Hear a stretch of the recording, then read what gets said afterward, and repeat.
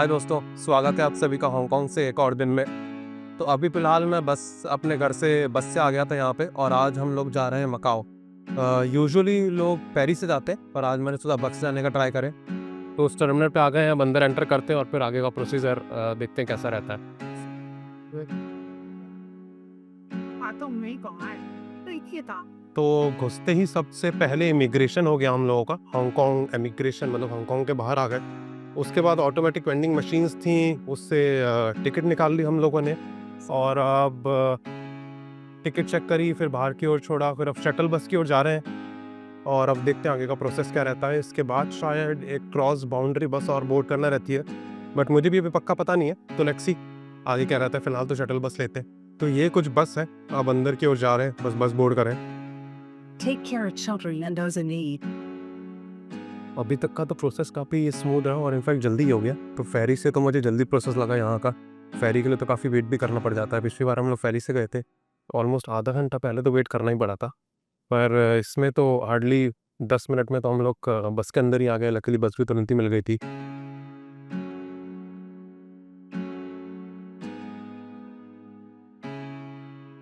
Okay, तो अभी एक इंटरेस्टिंग सेक्शन आने वाला है इस ब्रिज का।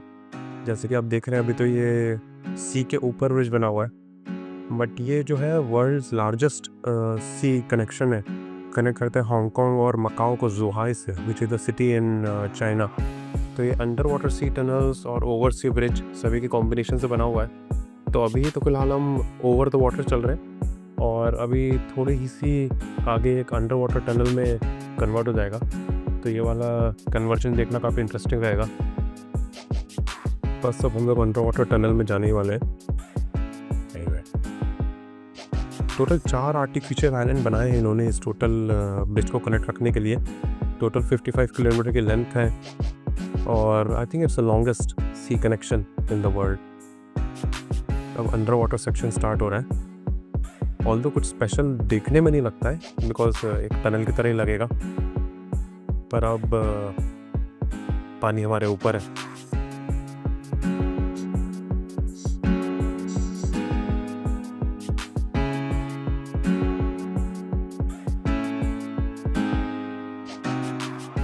तो अब अंडर वाटर सेक्शन ख़त्म हुआ और अब फिर से ऊपर आ गए। मेरे लिए ये काफ़ी इंटरेस्टिंग था। आई थिंक ये पहली बार है कि जब मैंने एक अंडर वाटर सी ब्रिज इस तरीके का क्रॉस करा है। मकाओ पोर्ट में एंट्री हो रही है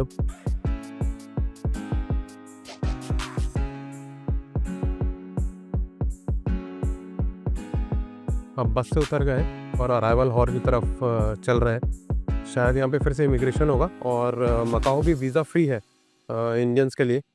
तो होपफुली कुछ दिक्कत होनी तो नहीं चाहिए। बाकी देखते हैं अगर ये लोग कुछ सवाल वगैरह पूछते हैं या नहीं पूछते हैं। होटल बुकिंग वगैरह चेक करते हैं कि नहीं। बस एक नाइट की होटल बुकिंग हम लोगों ने करा रखी है यहाँ पे, तो कोई इशू तो होना नहीं चाहिए। सो लेट्स सी अंदर कैसा रहता है। एक चीज़ और आप देख रहे होंगे कि यहाँ पे पोर्चुगीज़ में भी लिखा हुआ है। अब ऐसा क्यों है वो आगे बताता हूँ। तो ये कुछ नज़ारे हैं इमिग्रेशन वगैरह क्लियर होने के बाद अराइवल हॉल के। एक दो 7-11 टाइप की शॉप लग रही है, ये कुछ पेइंग कॉन्स, और बस बाहर की ओर निकल रहे हैं। आगे साइंस लगे हुए हैं, कॉमन एरिया है, बस टैक्सी और इन सब चीज़ों को लेने का। जैसे कि आप देख रहे हैं काफ़ी विजिटर्स आए हुए हैं। एक्सपेक्टेशन से ज़्यादा भीड़ लग रही है वैसे मुझे।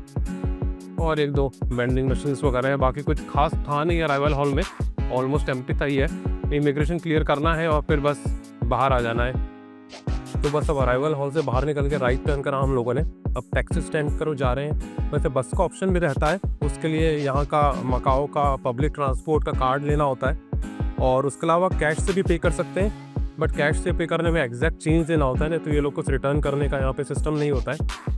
और फिलहाल तो हम लोग टैक्सी की तरफ जा रहे हैं, तो टैक्सी लेते हैं और होटल की तरफ चलते हैं।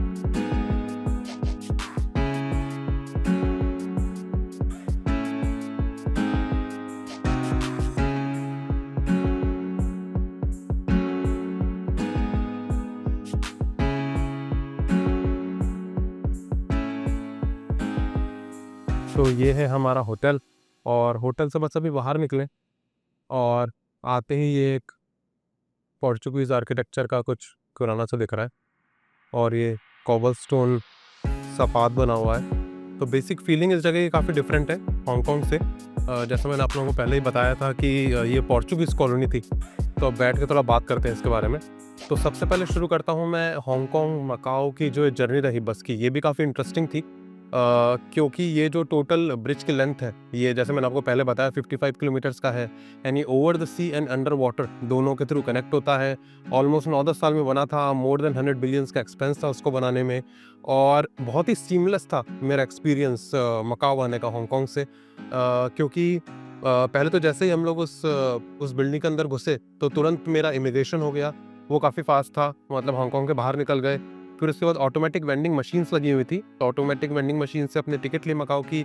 $65 प्राइस था एक अडल्ट के लिए, और $35 था एक बच्चे और elderly. I think more than 60 कोई लोग एल्डरली देते हैं, तो उनका 35 था। तो प्राइस वाइज भी फेरी से थोड़ा चीप है, और मुझे ऐसा लगा कि फेरी से ज़्यादा कंफर्टेबल जर्नी थी, क्योंकि फेरी यूजुअली हिलती बहुत है, अभी डीप वाटर्स हैं तो वेव्स वगैरह में हिलती है। लास्ट टाइम तो जब मैं अपने बच्चे के साथ गया था तो उससे थोड़ा बहुत सी सिकनेस हुआ था, बट बस का सफ़र काफ़ी कंफर्टेबल रहा। फिर बस से उतरते ही सबसे पहले तो आपका इमिग्रेशन हो जाएगा मकाओ में।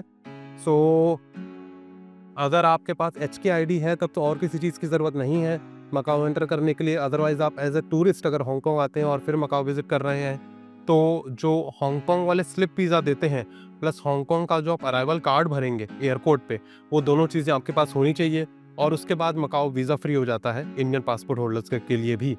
अब मकाओ की हिस्ट्री की बात करें, और मकाओ क्या है exactly, is it a different country, is it a different state, इसका क्या रहता है। तो मकाओ एक्चुअली एक SAR रीजन है चाइना का। SAR मतलब स्पेशल एडमिनिस्ट्रेटिव रीजन।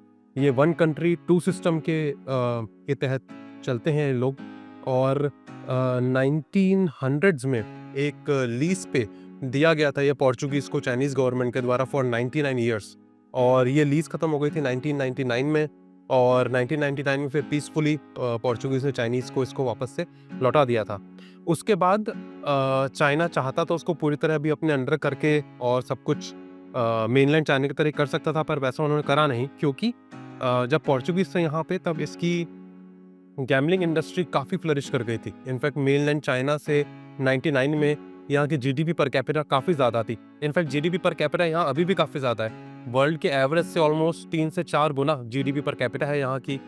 तो इन्होंने इनकी यहाँ की गैम्बलिंग इंडस्ट्रीज़ को कंटिन्यू रखा, और चूंकि मेनलैंड चाइना में गैम्बलिंग इलीगल है, तो 1 कंट्री 2 सिस्टम लगाया है इन्होंने, और फिर यहाँ की गैम्बलिंग इंडस्ट्री को कंटिन्यू रखा। अब यहाँ की गैम्बलिंग की बात करें तो यूजुअली हम जब भी गैम्बलिंग की बात करते हैं तो लास वेगास का नाम आता है, पर गैम्बलिंग इंडस्ट्री के साइज मकाओ की लास वेगास से 5 टाइम्स है, और this is the most visited international city. अगर चाइना और हांगकांग से भी जो विजिटर्स आते हैं, अगर उसका भी काउंट लिया जाए, तो most internationally visited city Macau है। और वैसे तो बहुत छोटा सा एरिया है इसका, आई थिंक 32 किलोमीटर स्क्वायर का ही है, पर पॉपुलेशन ठीक ठाक है, तो डेंसली पॉपुलेटेड है।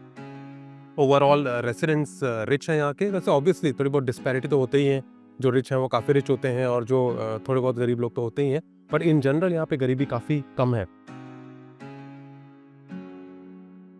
दोस्तों ये वॉक करके अब हम लोग चल रहे हैं सिनेडो स्क्वायर की तरफ। सिनेडो स्क्वायर एक ओल्ड पोर्चुगीज टाइम का स्क्वायर है, ऐसी पेवमेंट्स टाइप का पुराना बना हुआ, और ओल्ड पोर्चुगीज आर्किटेक्चर की झलक काफ़ी ज़्यादा दिखती है उसमें। काफ़ी फेमस अट्रैक्शन है वो मकाओ का, और one of the world UNESCO world heritage site भी है, तो उसे चल के देखते हैं। मेरे होटल के काफ़ी पास ही है, होटल से बस वॉक करते हुए 5 मिनट वॉक करना है, और फिर हम पहुंच जाएंगे सिनेडो स्क्वायर। जो होटल मैंने बुक करा है उसका नाम है मेट्रोपोली। ठीक ठाक होटल है, पर पता नहीं स्मोक की स्मेल बहुत ज़्यादा आ रही है उस होटल में, शायद पहले तो गेस्ट होंगे उन्होंने करा होगा। और ये अब हम लोग आ गए हैं सिनेडो स्क्वायर, तो ऐसे कुछ नज़ारे हैं। इस तरफ है इंस्टीट्यूटो पैरा ऑस आसुल्टनॉस म्यूनिसिपैलिटी, आई थिंक कुछ म्यूनिसिपैलिटी का ऑफिस है ये, और ये है इनका मेन सिनेडो स्क्वायर। देख के ऐसा लग ही नहीं रहा है कि अभी चाइना में हम लोग। ऐसा लग रहा है कि यूरोप की किसी सिटी में आ गए। और एक्चुअली इस समय चाइना में मिड ऑटम फेस्टिवल भी चल रहा है। तो ये मून केक है, रैबिट नहीं, मतलब रैबिट के नीचे जो बनाया हुआ ये मून केक है। यहाँ मिड ऑटम फेस्टिवल में ये डेलिकेसी होती है, लोग आपस में शेयर करते हैं। तो ये हैं कुछ नज़ारे सिनेडो स्क्वायर के। वेरी अनलाइक चाइना, एकदम यूरोपियन आर्किटेक्चर और यूरोपियन फील है यहाँ का।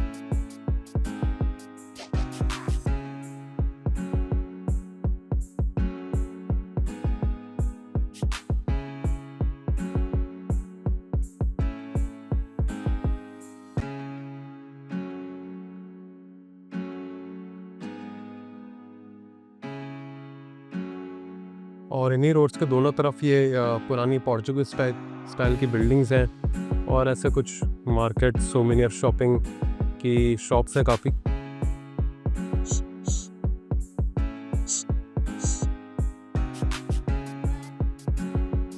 इसी रास्ते पे भी 2 मिनट बस वॉक करके आए हैं और ये एक और पुराना पोर्चुगीज टाइम का structure.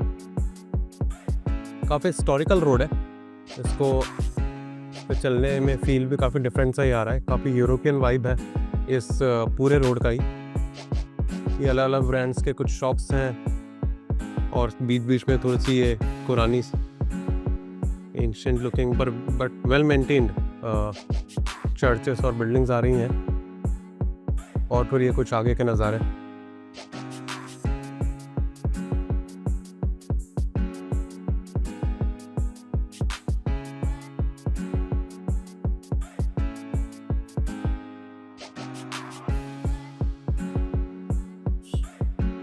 在清末的时候呢，都是食商，那是韩商住的一个地方。好，我们就来，大家就来，我大概详细介绍一下哈。Ici, c'est quoi Chaigo? Tanvi ये एक ओल्ड स्टाइल चाइनीज़ हाउस का डिज़ाइन बनाया हुआ है इन्होंने, प्रिजर्व करके पुराना घर जो है। और ये आप विज़िट कर सकते हैं फ्री ऑफ कॉस्ट। काफ़ी इंटरेस्टिंग है, पुराने ज़माने का आर्किटेक्चर और काफ़ी समझाया भी हुआ है। ये विंडोज़ भी काफ़ी स्पेशल लग रहे हैं, कलरफुल।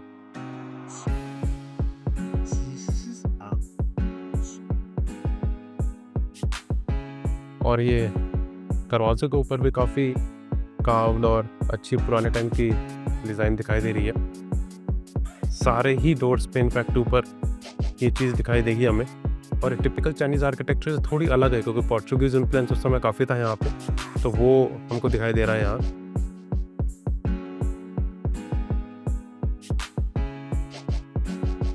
तो ये जो एरिया है काफ़ी कॉन्ट्रास्ट है जो हम टिपिकल मकाओ की इमेज हम लोगों के दिमाग में रहती है with big casinos and lights and gambling. ये काफ़ी हिस्टोरिकल मकाओ है और इसमें काफ़ी और भी साइट्स हैं, एक एक करके हम सभी एक्सप्लोर करेंगे।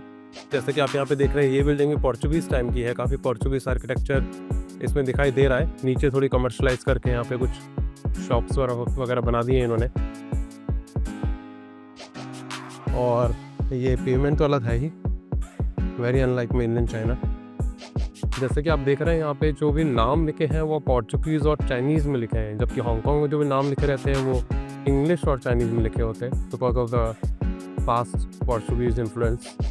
और इसी रोड पे जब आप आगे बढ़ते हैं तो आप पहुँच जाते हैं एक और मकाओ के one of the most famous landmarks पे, the rooms of Saint Paul's Church. तो जैसे कि आप देख रहे हैं ये एक वॉल खड़ी है of the Saint Paul's Church जो कि फायर की वजह से डिस्ट्रॉय हो गया था। ये बना था ऑलमोस्ट 1630s में, 4 से 5 साल लगे थे इसको बनने में। उसके बाद कुछ रिस्टोरेशंस भी हुए थे बट रिपीटेड फायर्स की वजह से फिर ये अब यही अंश बचा है। And it is also one of the UNESCO world heritage sites और ये one of the 7 Portuguese wonders in the world भी है।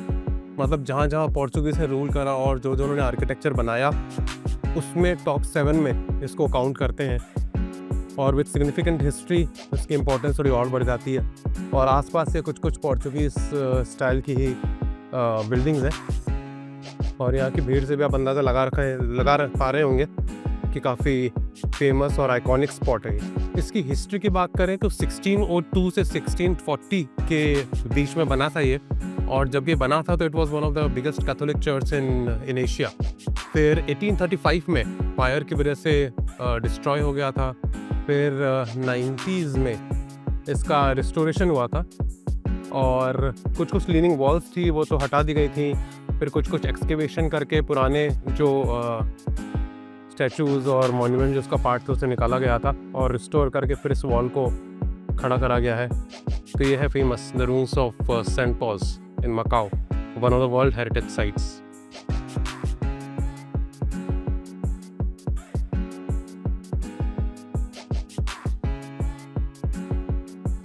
और ये कुछ नज़ारा दूसरी तरफ का, तो इसी रोड पे चल के हम लोग रून्स ऑफ सेंट पॉल्स की तरफ आए हैं। यह है कुछ आसपास का व्यू। आज लकीली वेदर थोड़ा सा ठीक है, जब पिछली बार मैं आया था तो काफ़ी गर्मी थी। सीढ़ियाँ चढ़कर थोड़ा और पास से देखा जाए इसको, काफ़ी फोटोजेनिक है, वैसे सुंदर तो काफ़ी लग रहा है। इनफैक्ट जो मैंने फ्रिज मैग्नेट लिया है उस पर भी यही बना हुआ है। एक फिर हिस्टोरिकल साइट्स की अगर बात करेंगे मकाओ के तो सबसे आइकॉनिक यही माना जाता है the ruins of Saint Paul's. पास से देखने में तो और अच्छा है। इसके अंदर से निकलते हैं। अंदर कुछ म्यूजियम टाइप का बनाया हुआ है इन्होंने, शोइंग द हिस्ट्री।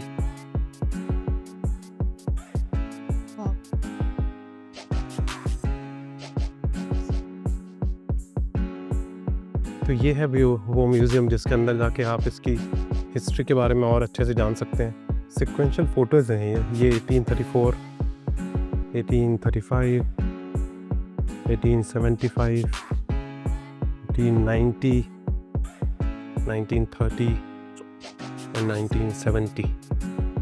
और ये कुछ पीछे से नज़ारे, पीछे से तो एकदम स्ट्रेट ही है और रिस्टोर्ड है। इन पिलर से इसको सपोर्ट करा हुआ है इस वॉल को, क्योंकि सिर्फ ये वॉल ही रह गई है अब। पीछे का स्ट्रक्चर तो सारा फायर में डिस्ट्रॉय हो गया था।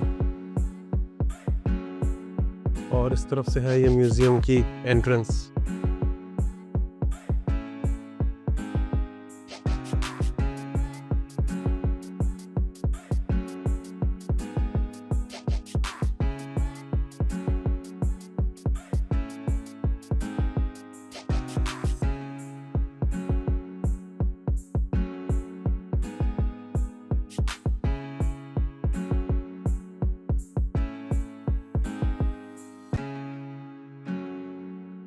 और ऊपर आके आपको जो सामने दिख रहा है यह है ग्रैंड लिस्बोआ। ये मकाओ का पहला कसिनो था। काफ़ी कॉन्ट्रास्टिंग स्ट्रक्चर है, इस एक व्यू में दिख रहा है। एक तरफ है कसिनो और एक तरफ है ruins of Saint Paul's with so much history. ये थोड़ा आसपास का और एरिया है। ये रूइंस ऑफ सेंट पॉल्स, तो उसके साइड वाली रोड से अंदर आ गया हूँ मैं। और ये इधर कुछ नैरो एलिवेज वगैरह है, काफ़ी सुंदर है। पर टिपिकल यूरोपियन स्टाइल की बिल्डिंग्स बनी हुई हैं और सामने कंजेस्टेड से बिल्डिंग्स एक दो जो कि कॉन्ट्रास्ट दिखाते हैं अलग अलग टाइम्स के। और इस तरफ चले तो इंटरेस्टिंगली एक चाइनीज़ आर्किटेक्चर की भी बिल्डिंग है which reflects the rich history of this place. Portuguese influence with Chinese culture. तो ये है मकाओ का फेमस एक्ट आर्ट, तो इससे अब ट्राई करा जाए। भाई जाना थी।